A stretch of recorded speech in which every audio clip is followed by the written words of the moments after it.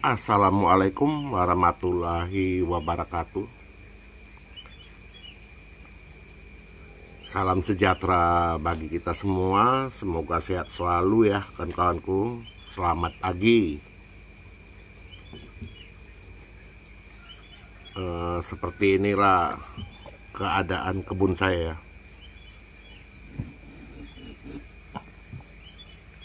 Hari ini kita lihat ya tanggal 20 Januari ya, hari Kamis, pagi hari, dan tetap dengan musim hujan, setiap hari hujan ya. Bisa kawan-kawan dengar itu ya, suara burung-burung begitu banyaknya ya. Jadi untuk ekosistem tempat kita mesti terjaga ya kan.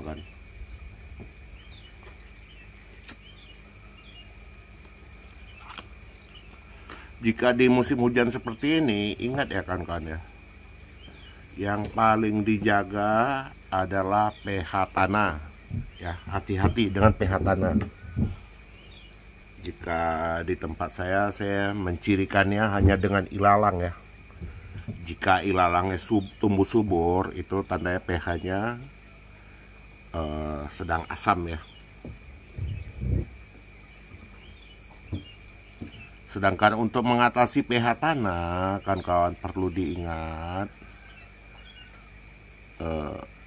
ini menjaga ya, mencegah agar pH tidak turun. Usahakan tanah jangan sampai tergerus air hujan. Bagaimana caranya? Yaitu caranya bikin parit ya, sebelum ini seperti ini saya bikin parit di ujung-ujung sana juga di atas. Jadi sebelum air hujan ke pohon durian ini, tentunya air-air tersebut akan melewati parit ya. Karena yang membuat pH tanah asam ini jika di lokasi kita jauh dari pabrik, itu bukan air hujan ya. Yang membuat pH asam itu adalah karena terjadinya erosi atau pengikisan tanah, permukaan tanah ya, topsoil ya. Jika topsoilnya sudah tidak ada, bisa dipastikan tanah tersebut pH-nya asam.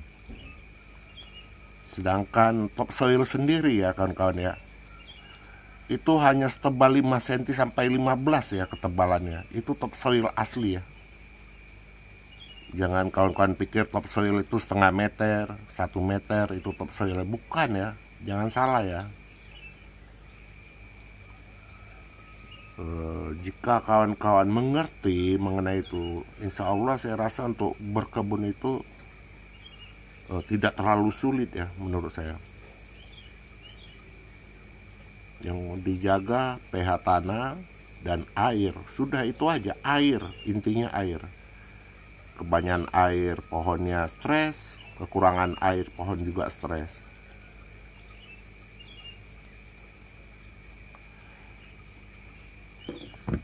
Sekarang ini ya jam 5.43 ya kawan-kawan. Biasanya jam 5.15 suara burung udah banyak seperti ini ya. Tuh bisa kawan-kawan dengar.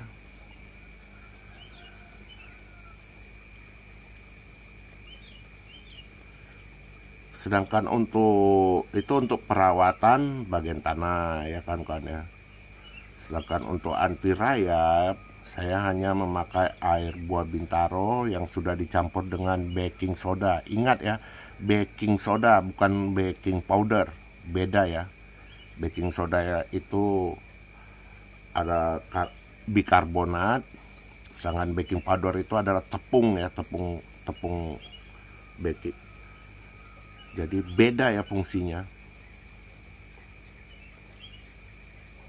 Untuk baking soda sendiri kan bisa beli ya di toko-toko kue, toko bahan-bahan kue ya. Di situ biasanya ada jual, di pasar ada, atau di Indomaret atau apapun ada ya. Biasanya ada itu. Mudah mencarinya ya.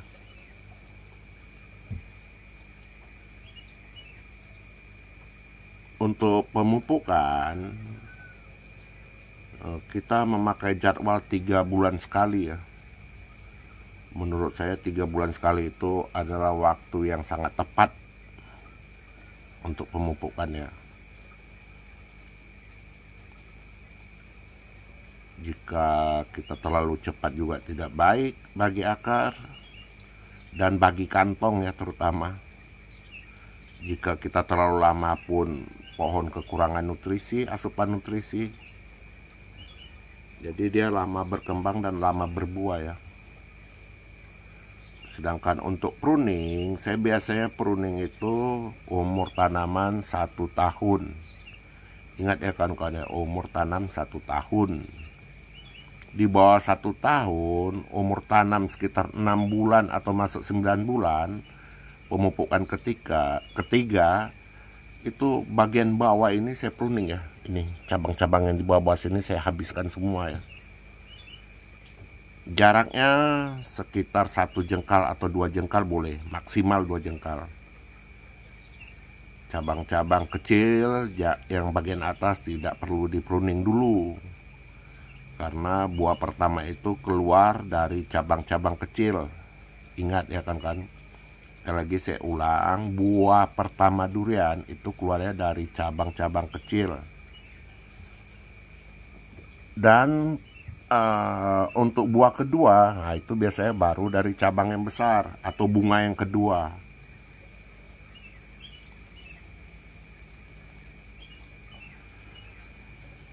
Saat ini masih hujan ya, masih gerimis.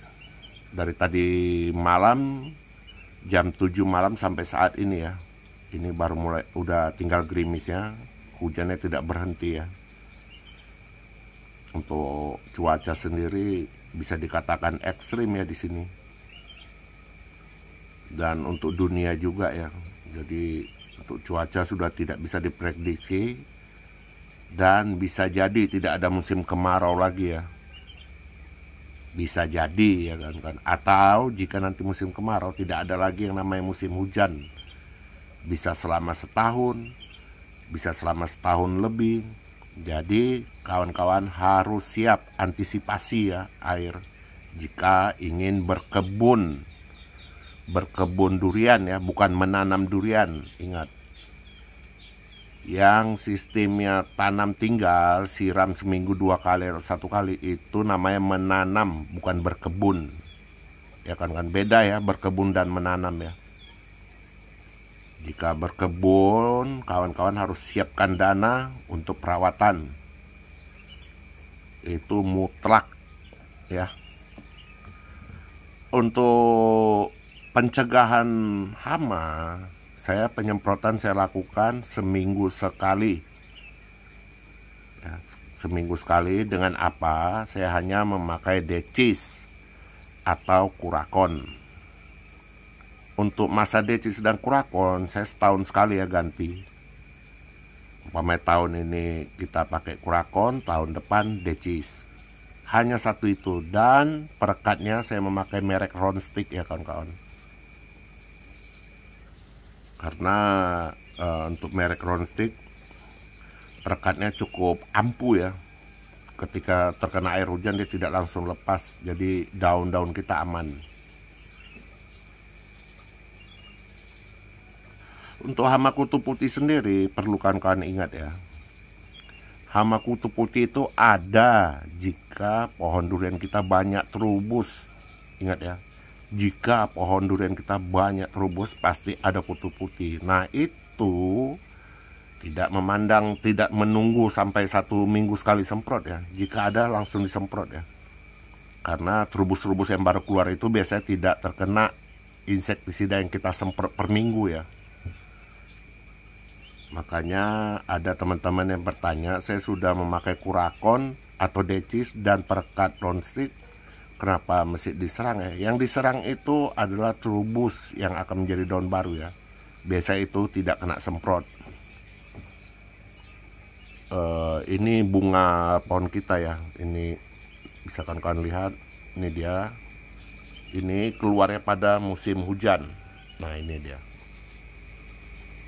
Ini ya.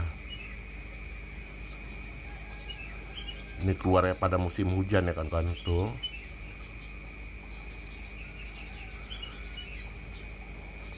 Sampai di atas ini ya bunganya. Nah itu sekarang kawan lihat ya.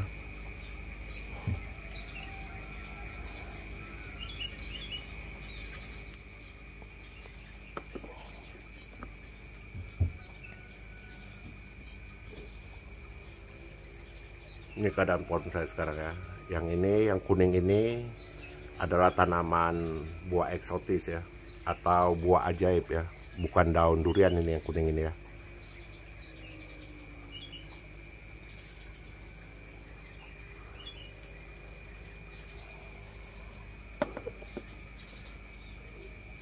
Kita kembali lagi ya pembahasan mengenai SOP di kebun saya. Yang terus untuk penyiraman saya lakukan setiap hari ya pada sore hari kawan-kawan. Ada teman-teman yang mengatakan 2 hari sekali, bisa. Tapi perkembangan pohon bisa diadu ya, mana yang lebih cepat besar mas saya punya ya. Untuk pohon yang sebesar ini udah 5 meteran ya, sama ini semua ini satu hari paling sedikit 70 liter ya. Seharusnya sih 100 liter per pohon ya. Ingat kawan-kawan, penyiraman yang sempurna waktunya adalah pada sore hari. Sore hari ya, bukannya pagi. Karena apa? Apalagi seperti ini kadang mendung udah siang. Jika kita tanamnya sore, siramnya sore, ketika pagi hari matahari muncul, itu biasanya langsung pohon daun akan melakukan fotosintesis ya. Berbanding terbalik jika kita menyiramnya pagi. Ketika pagi akar berproses menghisap nutrisi dan air tersebut sampai ke daun, itu memakan waktu berapa lama. Nah ketika akan melakukan fotosintesis tiba-tiba mendung. Jadi kapan lagi si pohon akan melakukan fotosintesis? Seperti itu ya kawan-kawan.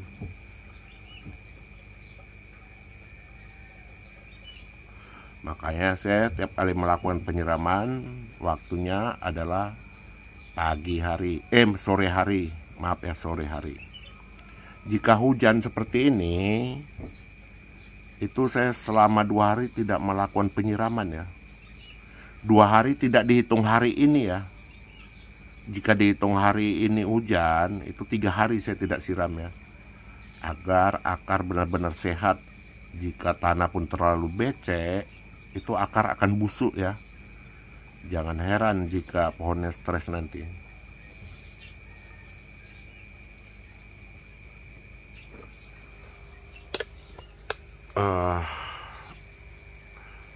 Saya rasa cukup sampai di sini dulu ya kawan-kawan ya. Untuk postingan kali ini ya. Yang saya sebutkan tadi adalah SOP saya ya di sini. SOP cara saya berkebun ya. Bagi teman-teman pemula, ayo tetap semangat ya. Jangan ragu ya. Sertai doa, ingat sertai doa. Tidak ada orang hebat, tidak ada pupuk hebat di dunia ini ya. Kecuali atas izinnya. Hanya itu saja ya teman-teman, saya tidak mau panjang lebar lagi agar kota teman-teman tidak habis. Sampai di sini dulu akhir kata. Assalamualaikum warahmatullahi wabarakatuh.